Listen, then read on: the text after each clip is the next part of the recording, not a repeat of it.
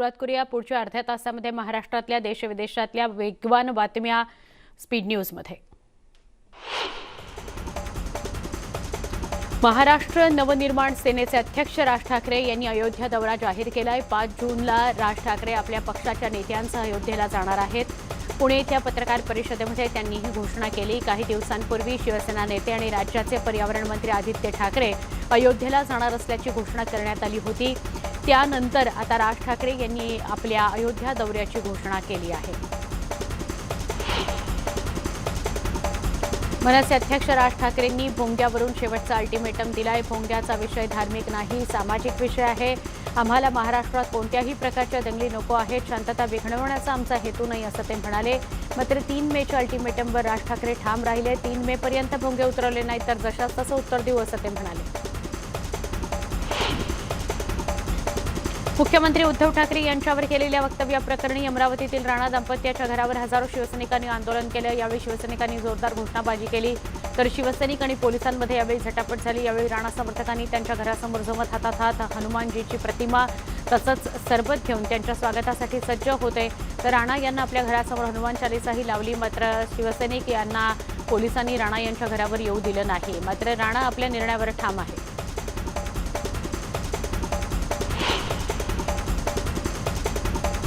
दरम्यान यावेळी राणा समर्थकांनी त्यांच्या घरासमोर हातात हनुमानाची प्रतिमा घेतली, सरबत घेतला आणि शिवसैनिकांच्या स्वागतासाठी ते सज्ज राहिले। राणा यांना आपल्या घरासमोर हनुमान चालीसाही लावलेली बघायला मिळाली। मात्र शिवसैनिकांना पोलिसांनी राणा यांच्या घरापर्यंत पोहोचू दिलं नाही। नवनीत राणा यांच्यासाठी मातोश्रीचा पल्ला अजून लांब आहे। त्यांनी अमरावतीमधील एखाद्या शाखाप्रमुख किंवा गटप्रमुखाचं घर निवडत तारीख सांगावी, त्याचे परिणाम काय होतात ते बघावं अशी टीका उदय सामंतांनी केली। राज्यात हनुमान चालीसावरून राजकारण सुरू आहे। अशात राष्ट्रवादी काँग्रेसचे आमदार अमोल मिटकरी यांनी महाराष्ट्र शांत आहे, शांत राहू द्या असं म्हणत राज ठाकरेंना प्रत्युत्तर दिलंय।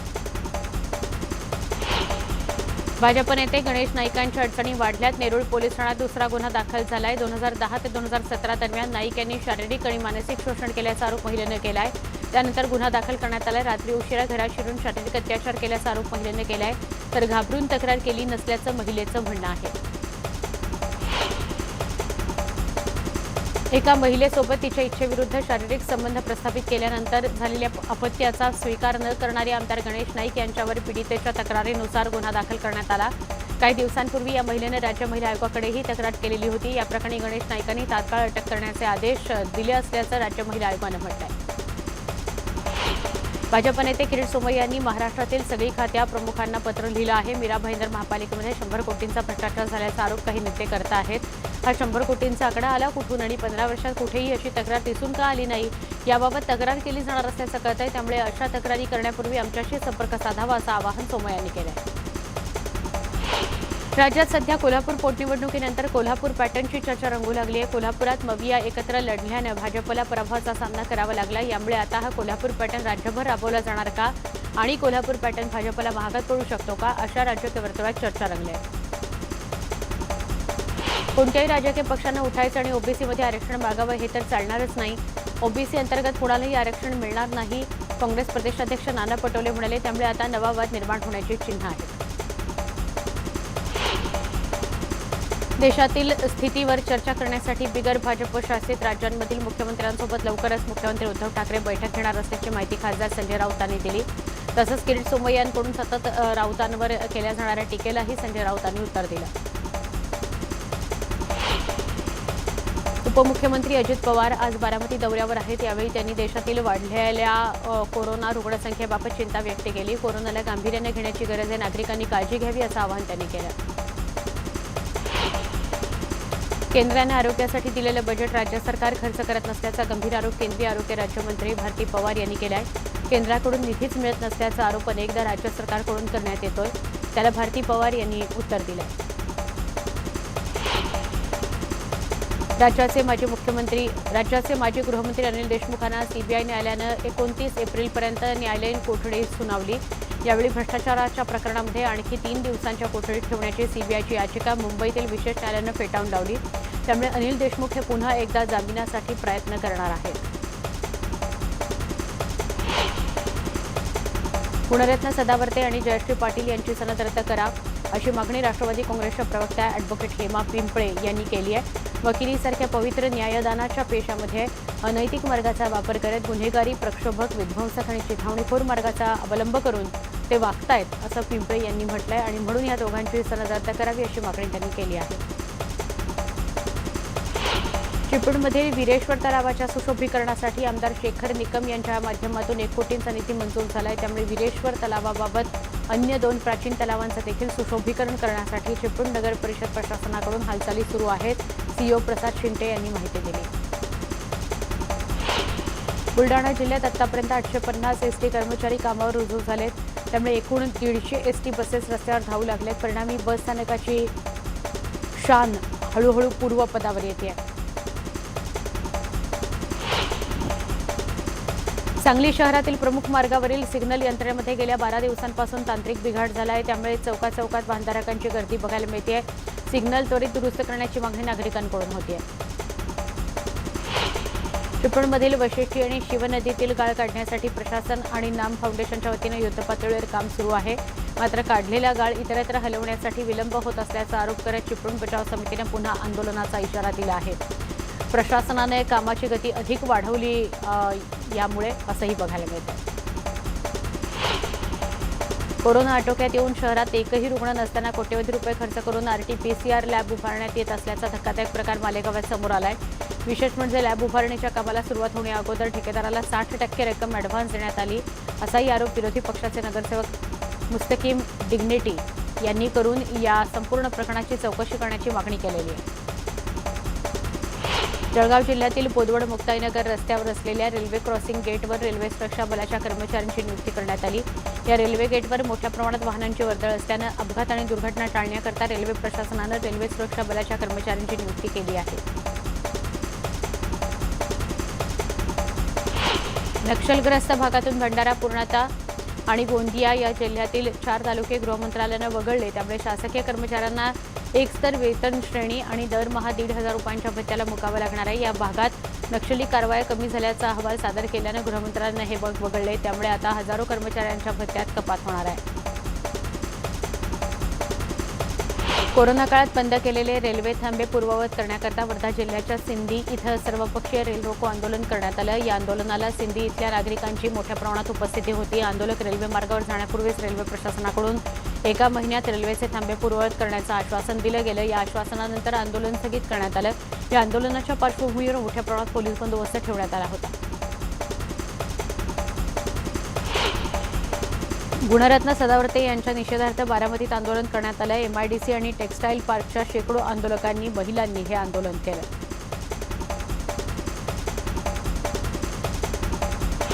बुलढाण्यामध्ये समलैंगिक संबंधातून 47 वर्षाच्या कक्ष सेवकाचा खून केल्याची धक्कादायक घटना घडली आहे. मयत व्यक्तीसोबत 19 वर्षीय तरुणानं संबंध ठेवून त्याच्या मित्रांनी चित्रीकरण करून खंडणीची मागणी केली. पैसे न दिल्याने 7 जणांनी 47 वर्षाच्या व्यक्तीची हत्या केली.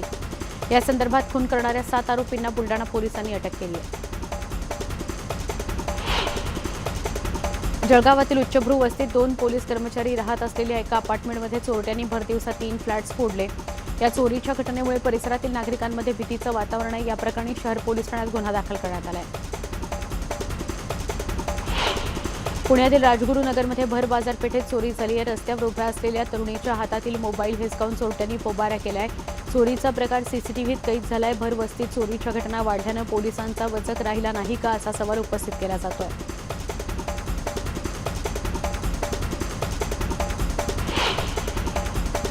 नांदेड जिल्ह्यातील देगलूर पोलिसांनी एका चोराकडून तब्बल 17 दुचाकी जप्त केल्या. देगलूर तालुक्यातील उमर सांगवी इथल्या साहेबराव कांबळे या चोराला अटक करण्यात आली आहे. तर आरोपीच्या साथीदारांचा शोध घेतला जातोय. अकोल्यातील वाटिका चौकात अपघात झालाय. ट्रॅक आणि दुचाकीचा अपघात झालाय. या अपघातामध्ये दुचाकी स्वाराचा जागीच मृत्यू झाला. जळगाव तालुक्यातील ममुराबाद इथल्या 13 वर्षाच्या मुलाचा विजेच्या हीटरचा धक्का लागल्यानं मृत्यू झाला. ही दुर्दैवी घटना घडली आहे. दरम्यान घरात लग्न सोहळा असल्यानं नातेवाईकांनी एकच आक्रोश केला. या संदर्भात जळगाव तालुका पोलीस ठाण्यात अकस्मात मृत्यूची नोंद करण्यात आली आहे. मावळातील कुंडमळा परिसरात सेल्फीच्या नादात एका विद्यार्थ्याचा तोल जाऊन मृत्यू झाला आहे. मित्रांनी वारंवार सांगूनही दुर्लक्ष केल्यानं आनंद मिश्रा या विद्यार्थ्याच्या जीवावर सेल्फी घेणं बेतलं. तर अखेर 27 तासाच्या शोधकार्यानंतर आनंदाचा मृतदेह टीमला मिळाला. पुण्यातील खेड तालुक्यातील रेटवडी या गावात एका 9 वर्षाच्या मुलावर बिबट्यानं हल्ला केला. या हल्ल्यात चिमुरडा गंभीर जखमी झालाय. सार्थक वाबळे असं जखमी झालेल्या मुलाचं नाव आहे. खासगी रुग्णालयात त्याच्यावर उपचार सुरू आहेत. गेल्या 15 दिवसातली ही पहिली घटना आहे. अहमदनगरमध्ये श्रीगोंदा शहराच्या हद्दीत बिबट्या शिरला. शहराजवळ असलेल्या पडेगाव या रस्त्यावर कापसे परिसरात बिबट्यानं चांगला धुमाकूळ घातला. बिबट्याच्या हल्ल्यात गायीचं वासरू ठार झालं. दरम्यान बिबट्याला पळून जाण्यासाठी नगरसेवक संतोष कोथिंबिरे यांनी फटाके फोडले. मात्र एक फटाका त्यांच्या हातात फुटल्यानं ते जखमी झाले. या बिबट्याला पकडण्यासाठी मागणी जोर धरते. वन विभागाकडे ती मागणी केली जाते. नांदेड जिल्ह्यातील पिलोली इथला शेतकरी गेल्या 7 वर्षांपासून वीज पुरवठ्याच्या प्रतीक्षेत आहे. बेळकोनी गावातील किशन अनमुलवाड या शेतकऱ्यानं कृषी पंपाला विद्युत जोडणीसाठी अर्ज केला, पण 7 वर्षांनंतरही या शेतकऱ्याच्या कृषी पंपाला विद्युत जोडणी मिळालेली नाही. शेतात पाणी असूनही विजेअभावी हे शेतकऱ्याचं मोठं नुकसान झालंय. पुणे जिल्ह्यातील खेड तालुक्यामध्ये दावडी गावातील लोणकरवाडी इथं जवळपास 23 मोर मृतावस्थेत आढळले, तर 6 मोरांना जीवदान देण्यात आलं. या मोरांना पाणी पाजून जीवदान दिलं गेलं. मात्र एकाच ठिकाणी हे 23 मोर मृत अवस्थेत आढळून आल्यानं खळबळ उडाली आहे. याबाबत वन विभागाला माहिती देण्यात आली आहे. मोरांच्या मृत्यूचं कारण अस्पष्ट आहे. गेल्या 2 महिन्यांपासून कृषी पंपासाठी वीज पुरवठ्यात झालेली कपात आणि भारनियमनामुळे दिवसभरात अवघे 4 ते 5 तास वीज मिळते. त्यामुळे नवीन केळी लागवडीवर याचा विपरीत परिणाम झालेला आहे. शिवाय पुढे पुरेशी वीज मिळेल की नाही याची शाश्वती नसल्यानं केळी लागवड करणाऱ्या शेतकऱ्यांनी यंदा कमी लागवड केली आहे. दरवर्षीच्या तुलनेमध्ये यंदा केवळ निम्मी केळीची लागवड केली आहे. शिवाय जुन्या केळीच्या बागा वाचवण्याकरता शेतकऱ्यांची धडपड सुरू आहे.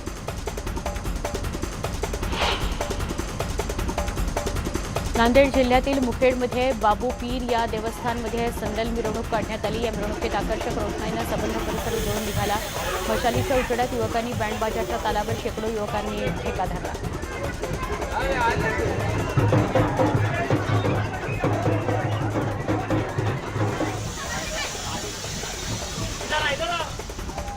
धुळ्यातील आदिशक्ती एकविरा देवीच्या चैत्र उत्सवाला सुरुवात झाली आहे. उत्सवानिमित्त एकविरा देवीच्या चांदीच्या मूर्तीची मिरवणूक काढण्यात आली. यंदा पहिल्यांदाच पालखीऐवजी सुमारे 5 टन वजनाच्या संपूर्ण पितळी रथातून देवीच्या मूर्तीची मिरवणूक काढण्यात आली. यावेळी भाविकांमध्ये उत्साहाचं वातावरण होतं.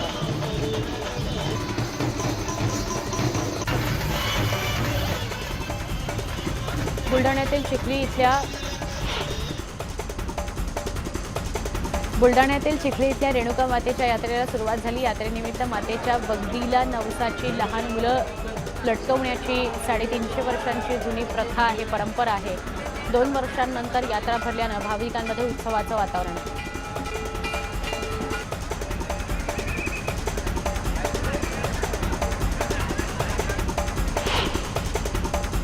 यवतमाळ जिल्ह्याच्या बोरी अरब इथं हनुमान जयंतीच्या दिवशी मारीमायट्री यात्रा भरत असते. यात्रेला 500 वर्षांची परंपरा आहे. 6 ते 7 बैलगाड्या एकमेकांना बांधलेला हा रथ एका तरुणाच्या कमरेला बांधून अर्धा किलोमीटर अंतरावर असलेल्या मारीमाय ओढला जातो.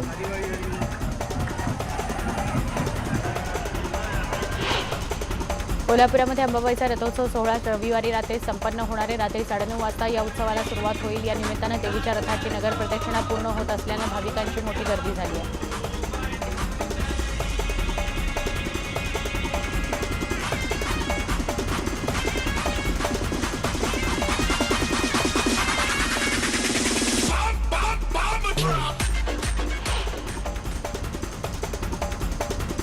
समाजवादी पार्टीचे नेते अबू आझमी यांनी पंतप्रधान नरेंद्र मोदी आणि गृहमंत्री अमित शहा यांना विनंती केली आहे. त्यात त्यांनी देशाला वाचवण्याची गरज असल्याचं म्हटलं आहे.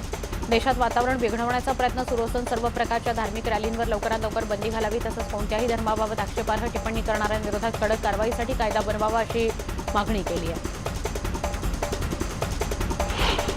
जामनगरमध्ये पंतप्रधान नरेंद्र मोदी यांचा 19 एप्रिल रोजी दौरा होणार आहे. यावेळी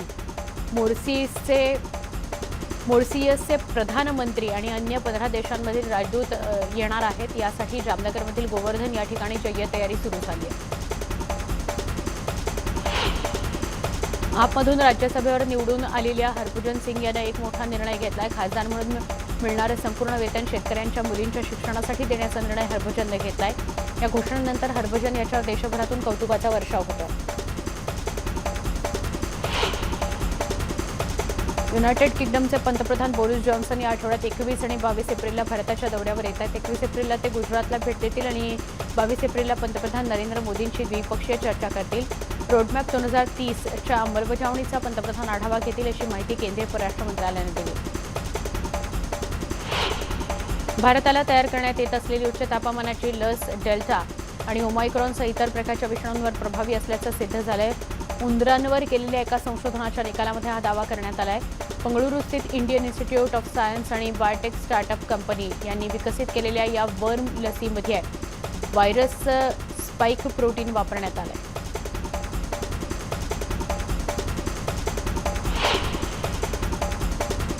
छोटासा ब्रेक पहा फक्त न्यूज 18 लोकमत.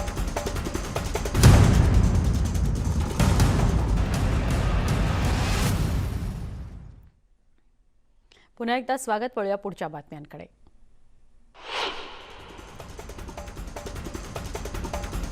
माजी पंतप्रधान इम्रान खान बोरिस जॉन्सन भारताचा दौरा करणार आहेत. 2 दिवसाच्या दौऱ्यावर ते असतील. एक दिवस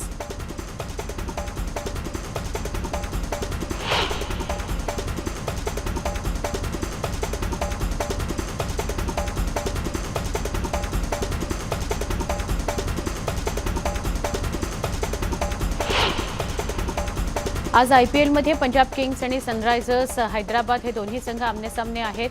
नवी मुंबईतील DY पाटील स्टेडियमवर हा सामना खेळवला जाईल.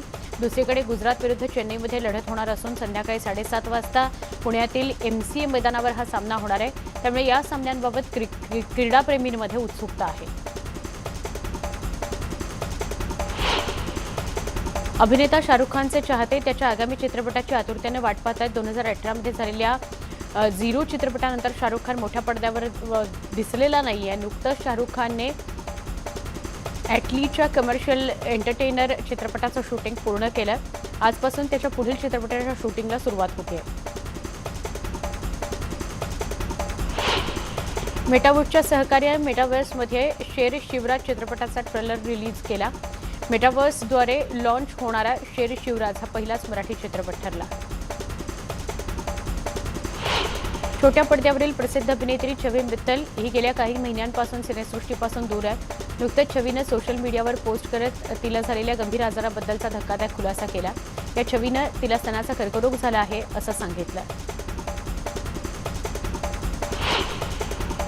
रॉकिंग स्टार यशच्या KGF चॅप्टर 2 या चित्रपटाची प्रेक्षकांमध्ये जोरदार क्रेज बघायला मिळतेय. चित्रपटाच्या कथेपासून ते दमदार ॲक्शन सिक्वेन्स आणि रॉकी भाईचे दमदार संवाद चाहत्यांना खूप आवडत आहेत. एकीकडे KGF 2 हा सर्वात मोठा ओपनिंग चित्रपट ठरला तर दुसरीकडे या चित्रपटानं आपला IMDb वर सुद्धा जादू दाखवली. या चित्रपटाला IMDb वर जबरदस्त रेटिंग मिळालेलं आहे. या सगळ्या वेगवान घडामोडींसह स्पीड न्यूजमध्ये इथेच थांबतोय. ताज्या बातम्यांसह काही क्षणात पुन्हा भेटणार आहोत. पहा फक्त न्यूज 18 लोकमत.